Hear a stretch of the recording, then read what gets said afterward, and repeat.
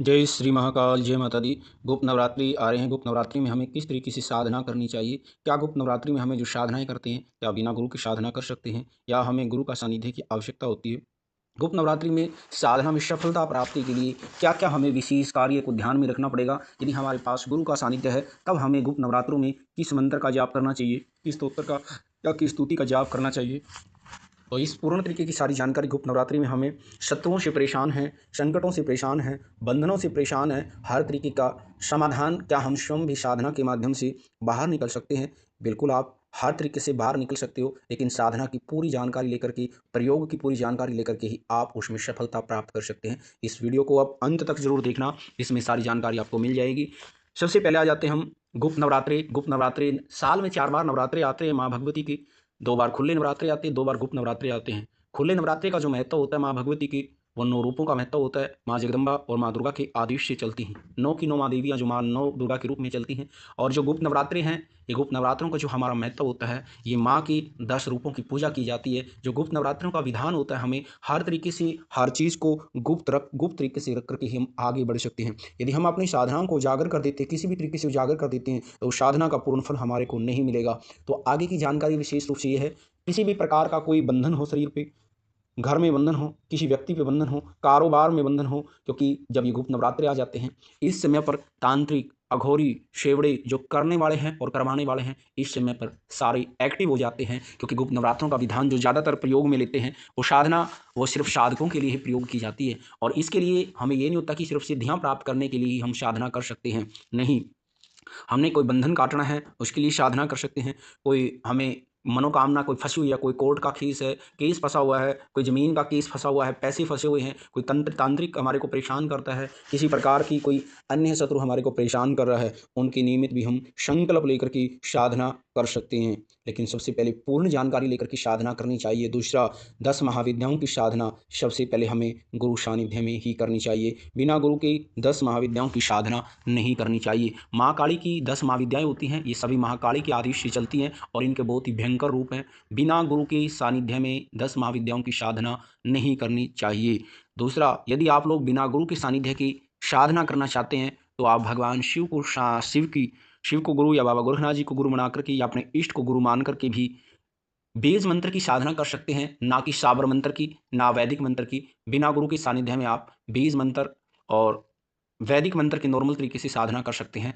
जो तंत्र काटने के माध्यम से नहीं कर सकते, शक्ति कृपा प्राप्ति के लिए साधना कर सकते हैं। शुरुआत करते हैं हमें, यदि हमारे पास गुरु है तो साधना हमें कैसे करनी चाहिए, यदि हमारे पास गुरु नहीं है तो हमें साधना कैसे करनी चाहिए।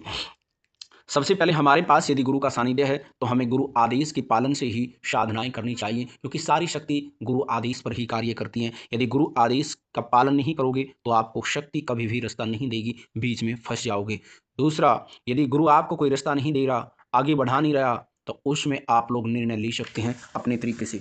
इसके लिए मैं दूसरी वीडियो बनाऊँगा। दूसरा, आगे का कार्य है, जिन बच्चों के पास गुरु नहीं है, वो बाबा गोरखनाथ जी या भगवान शिव को गुरु बना कर के और बीज मंत्र की साधना कर सकते हैं। सबसे पहले हमें साधना में शुरुआत कहाँ से करनी चाहिए?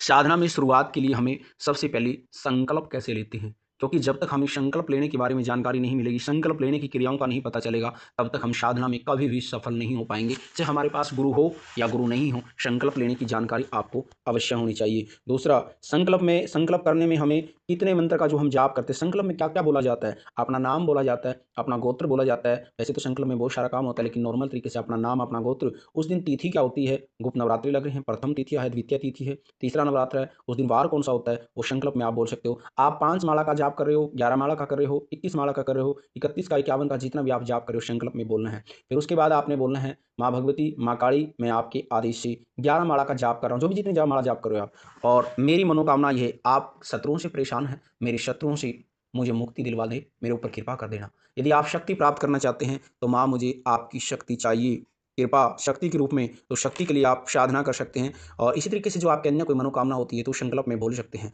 उसके बाद शुरुआत करनी है, यदि आपके पास में माँ भगवती के नाम कोई तस्वीर है, तस्वीर के ऊपर स्नान करा करके माँ भगवती को तिलक लगा करके, माँ भगवती को, गणेश जी भगवान को आपने भोग लगाना है, अपने कुल देवी को, अपने पितरों को भोग लगाना है और अपने इष्ट देव को लगाना है। उसके बाद आपने माँ चौगान वाली क्षेत्रपाल और उसके बाद माँ काली को भोग लगा करके, जिस भी शक्ति की साधना कर रहे हैं, उसके बाद आप शक्ति की शुरुआत आगे बढ़ा सकते हैं। फिर शुरुआत करनी है आपने गणेश जी के मंत्र से करनी है। भगवान शिव को गुरु बनाया है तो भगवान शिव के मंत्र का ओम नमः शिवाय का जाप एक माला का कर देना है। यदि आप अन्य बालाजी महाराज की साधना कर रहे हो तो राम नाम की माला अवश्य निकालें और नवाण मंत्र की माला आप अवश्य निकालें। किसी भी मंत्र की साधना आप लोग कर रहे हो। दूसरा, उसके बाद जब आपका संकल्प आपने 11 माला या 21 माला जो भी करी पूरी कर दी, उसके बाद में संकल्प करके ही आपने भगवान को वो संकल्प हाथ में जल लेकर के नाम गोत्र बोल करके वो संकल्प अर्पण करना है। अर्पण करना है कि माँ मुझे 11 माला का जो जाप किया था, मेरी ये मनोकामना है और मेरी मनोकामना को आप पूर्ण करना, संकट काटने के लिए हो, बंधन खोलने के लिए हो, उसके लिए आप बोल करके माँ, और मैंने जो 11 माला का जाप किया, 21 माला का जितना भी आपने जाप किया है, ये जाप सारा मैं आपको अर्पण कर रहा हूँ और मेरी ये शत्रुओं को मुक्ति दिलवाने के लिए जो मेरा कार्य है, लेकिन संकल्प में एक ही मनोकामना रखनी है, शुरू से लास्ट तक जब आप जाप करोगे, साधना करोगे, एक मनोकामना को लेकर के चलना, उसमें और दूसरा कुछ नहीं बोलना है। किसी भी तरीके की मनोकामना हो, शक्ति प्राप्त करनी है तो शक्ति प्राप्त करने के लिए, बंधन खोलने तो बंधन प्राप्त करने के लिए संकल्प लेकर के माँ भगवती को अर्पण कर देना है। जिस तरीके से आप ये लगातार कार्य करते रहे, कई बार बहुत सारे बच्चे समस्या आ जाती है रास्ते में कि हम रात को 8 बजे लेते जाप करना शुरू कर देते हैं तो रात को 10 बजे तक हम जाप करते हैं। तो समय निश्चित करके ही जाप करना चाहिए। किसी भी कारण से मजबूरी हो जाती है तो आगे पीछे आप जाप कर सकते हैं, अन्यथा जाप नहीं कर सकते। जब आपका नवरात्रि पूर्ण हो जाते हैं, नवरात्रि पूर्ण होने के बाद में माँ भगवती को, लेकिन आपने गुप्त रखना है, दूसरे घर का किसी का कोई चीज़ सामान खाना पीना नहीं है और धैर्य से रहना है। जब आप साधना करोगे, शरीर में क्रोध भी बहुत आएगा, गुस्सा भी बहुत आएगा, क्योंकि शक्तियाँ भी परीक्षा लेती हैं और जब नेगेटिविटी करती है उसके ऊपर चोट भी लगती है। दोनों तरीके का कार्य है, धैर्य रखना है। कई बार बहुत सारी शक्तियाँ बाहर से आकर के परीक्षा भी ले सकती हैं, किसी भी तरीके के माध्यम से वहाँ भी धैर्य रखना है, किसी का अपमान नहीं करना है और गुप्त रखना है, किसी को नहीं बताना कि मैं साधना कर रहा हूँ। जब आपकी साधना पूर्ण हो जाती है उसके बाद दशांश आपने हवन करना है।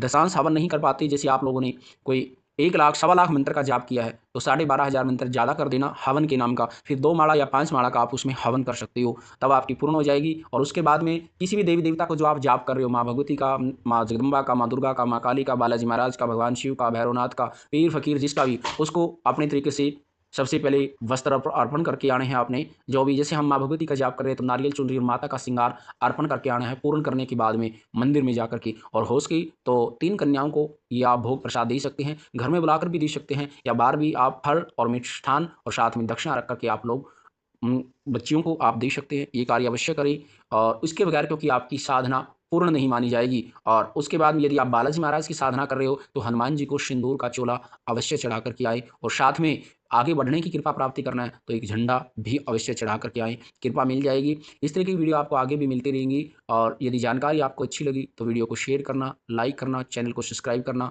जय माता दी, सीताराम।